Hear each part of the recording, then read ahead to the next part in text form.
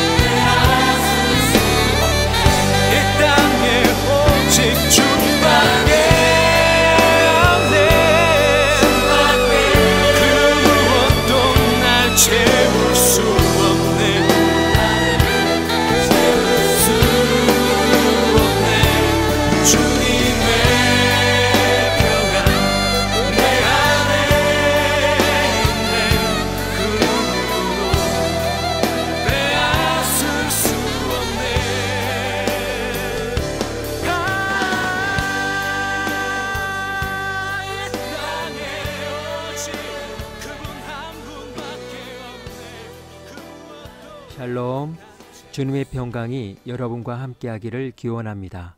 오늘 성경 읽기와 말씀 묵상을 통해 하나님의 말씀을 깨닫는 지혜와 기도하고 간구하는 모든 것들 위해 응답의 열매가 충만하기를 소망합니다. 오늘 성경 읽기 내비게이션은 에스겔 24장 예언의 종점입니다. 아홉째 해 열째 달 열째 날에 여호와의 말씀이 내게 임하여 이르시되, 인자야, 너는 날짜 곧 오늘의 이름을 기록하라. 바빌론 왕이 오늘 예루살렘에 가까이 왔느니라. 너는 이 반역하는 족속에게 비유를 베풀어 이르기를, 주 여호와께서 이같이 말씀하시기를, 가마 하나를 걸라. 건 후에 물을 붓고 양떼에서 한 마리를 골라 각을 뜨고 그 넓적다리와 어깨 고기의 모든 좋은 덩이를 그 가운데 모아 넣으며 고른 뼈를 가득히 담고 그 뼈를 위하여 가마 밑에 나무를 쌓아 넣고 잘 삶되 가마 속에 뼈가 무르도록 삶을지어다. 그러므로 주 여호와께서 이같이 말씀하셨느니라. 피를 흘린 성읍 녹슨 가마, 곧 그 속에 녹을 없이 하지 아니한 가마여 화 있을진저 제비 뽑을 것도 없이 그 덩이를 하나하나 꺼낼지어다. 그 피가 그 가운데 있으며 피를 땅에 쏟아 티끌이 덮이게 하지 않고 맨 바위 위에 두었도다. 내가 그 피를 맨 바위 위에 두고 덮이지 아니하게 함은 분노를 나타내어 보응하려 함이로라. 그러므로 주 여호와께서 이같이 말씀하셨느니라. 화 있을진저 피를 흘린 성읍이여, 내가 또 나무 무더기를 크게 하리라. 나무를 많이 쌓고 불을 피워 그 고기를 삶아 녹이고 국물을 졸이고 그 뼈를 태우고 가마가 빈 후에는 숯불 위에 놓아 뜨겁게 하며 그 가마에 놋을 달궈서 그 속에 더러운 것을 녹게 하며 녹이 소멸되게 하라. 이 성읍이 수고함으로 스스로 피곤하나 많은 녹이 그 속에서 벗겨지지 아니하며 불에서도 없어지지 아니하는도다. 너의 더러운 것들 중에 음란이 그 하나이니라. 내가 너를 깨끗하게 하나 내가 깨끗하여지지 아니하니, 내가 내게 향한 분노를 풀기 전에는 내 더러움이 다시 깨끗하여지지 아니하리라. 나 여호와가 말하였은즉 그 일이 이루어질지라. 내가 돌이키지도 아니하고 아끼지도 아니하며 뉘우치지도 아니하고 행하리니 그들이 내 모든 행위대로 너를 재판하리라. 주 여호와의 말씀이니라. 여호와의 말씀이 또 내게 임하여 이르시되, 인자야, 내가 내 눈에 기뻐하는 것을 한 번 쳐서 빼앗으리니 너는 슬퍼하거나 울거나 눈물을 흘리거나 하지 말며 죽은 자들 위하여 슬퍼하지 말고 조용히 탄식하며 수건으로 머리를 동이고 발에 신을 신고 입술을 가리지 말고 사람이 추상집에서 먹는 음식물을 먹지 말라 하신지라. 내가 아침에 백성에게 말하였더니 저녁에 내 아내가 죽었으므로 아침에 내가 받은 명령대로 행하매 백성이 내게 이르되, 내가 행하는 이 일이 우리와 무슨 상관이 있는지 너는 우리에게 말하지 아니하겠느냐 하므로 내가 그들에게 대답하기를, 여호와의 말씀이 내게 임하여 이르시되, 너는 이스라엘 족속에게 이르기를, 주 여호와의 말씀에 내 성소는 너희 세력의 영광이요 너희 눈의 기쁨이요 너희 마음의 아낌이 되거니와 내가 더럽힐 것이며 너희의 버려둔 자녀를 칼에 엎드러지게 할지라. 너희가 에스겔이 행한 바와 같이 행하여 입술을 가리지 아니하며 사람의 음식물을 먹지 아니하며 수건으로 머리를 동인 채 발에 신을 신은 채로 두고 슬퍼하지도 아니하며 울지도 아니하되 죄악 중에 패망하여 피차 바라보고 탄식하리라. 이같이 에스겔이 너희에게 표징이 되리니 그가 행한 대로 너희가 다 행할지라. 이 일이 이루어지면 내가 주 여호와인 줄을 너희가 알리라 하라 하셨느니라. 인자야, 내가 그 힘과 그 즐거워하는 영광과 그 눈이 기뻐하는 것과 그 마음이 간절하게 생각하는 자녀를 데려가는 날, 곧 그날에 도피한 자가 내게 나와서 내 귀에 그 일을 들려주지 아니하겠느냐. 그날에 내 입이 열려서 도피한 자에게 말하고 다시는 잠잠하지 아니하리라. 이같이 너는 그들에게 표징이 되고 그들은 내가 여호와인 줄 알리라.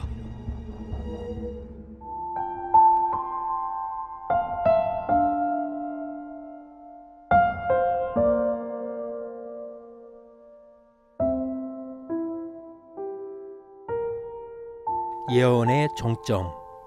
종점이란 어떤 일이나 여정, 과정이 더 이상 이어지지 않고 마지막에 도달하는 지점을 의미합니다.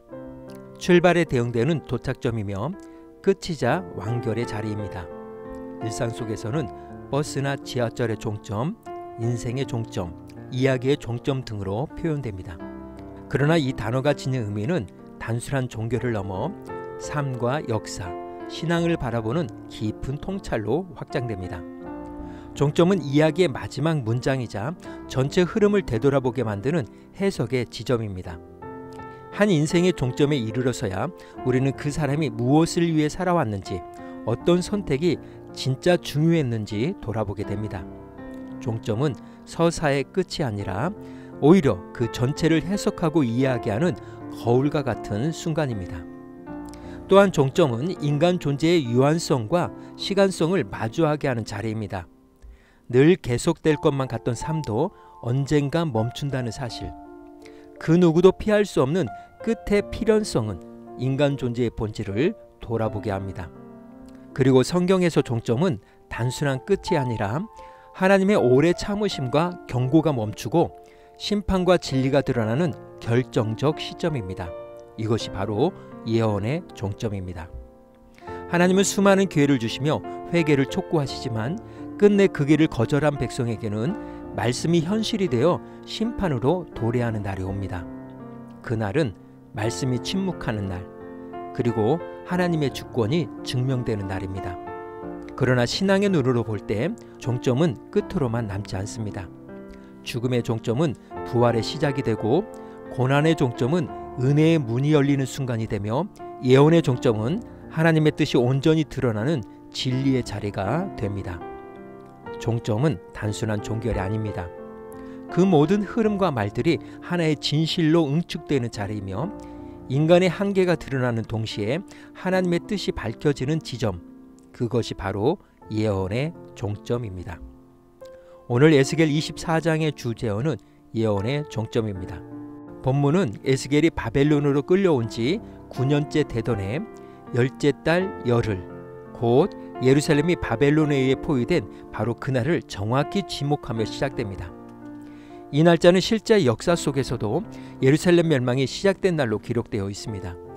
시드기야 왕 제9년 열째 달 10일에 바벨론 왕 느부갓네살이 그의 모든 군대를 거느리고 예루살렘을 치러 올라와서 그 성에 대어 진을 치고 주위에 토성을 쌓으니라. 이제는 더 이상 경고가 아닌 말씀이 심판으로 도래한 날, 곧 예언의 종점입니다. 그날 하나님은 에스겔에게 한 장면을 보여주십니다.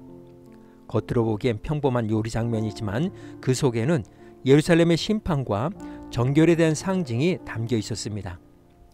에스겔은 하나님의 명령대로 가마솥을 불 위에 올리고 그 안에 물과 넓적다리와 어깨 같은 좋은 고기를 넣고 끓이는 장면을 재현합니다. 그러나 이 가마솥은 단순한 조리도구가 아니라 죄로 가득 찬 예루살렘이 심판의 불 속에 던져지는 현실을 보여주는 도구였습니다. 더욱이 그 가마는 이미 녹이 슬고 내부가 부패한 상태였습니다.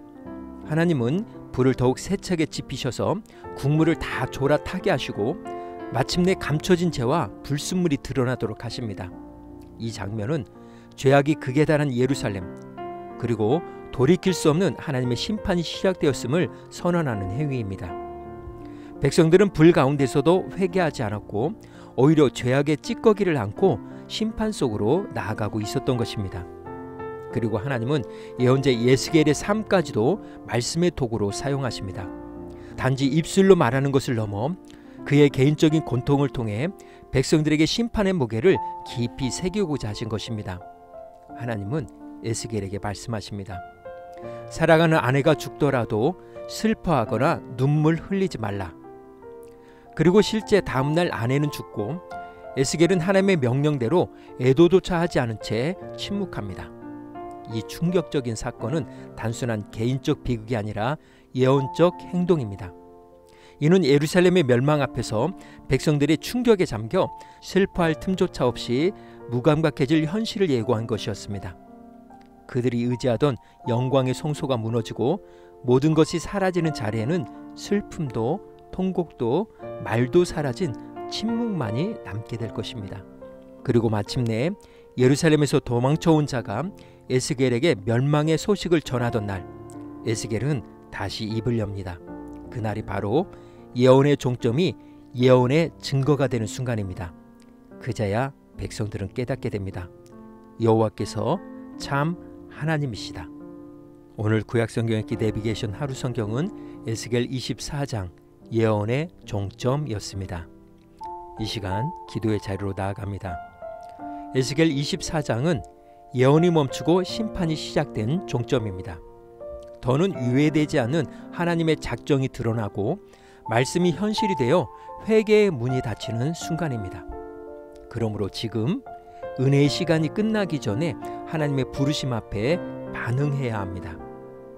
이제 말씀의 교훈을 마음에 새기며 기도의 자리로 나아갑니다.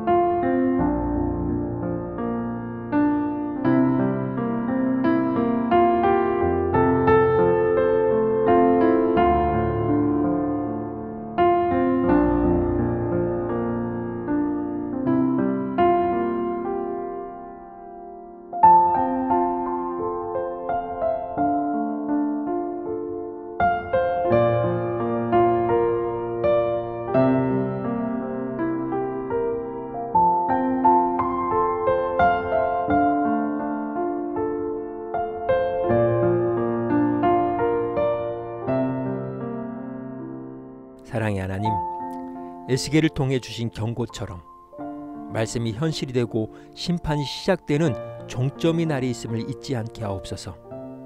그 날이 오기 전에 하나님의 부르심 앞에 겸손히 서게 하시고 오늘도 주의 뜻에 민감하게 반응하며 살게 하옵소서. 주의 말씀을 가볍게 여기지 않도록 제 마음을 일깨워 주시고 이 하루를 주님의 뜻 안에 온전히 드리게 하옵소서. 오늘은 이렇게 고백하며 나아갑니다. 늦기 전에 하나님의 부르심에 응답해야 합니다. 예수님의 이름으로 기도합니다. 아멘. 이제 음악이 마칠 때까지 자유롭게 기도합니다. 하나님께서 우리의 기도에 귀 기울여 주십니다.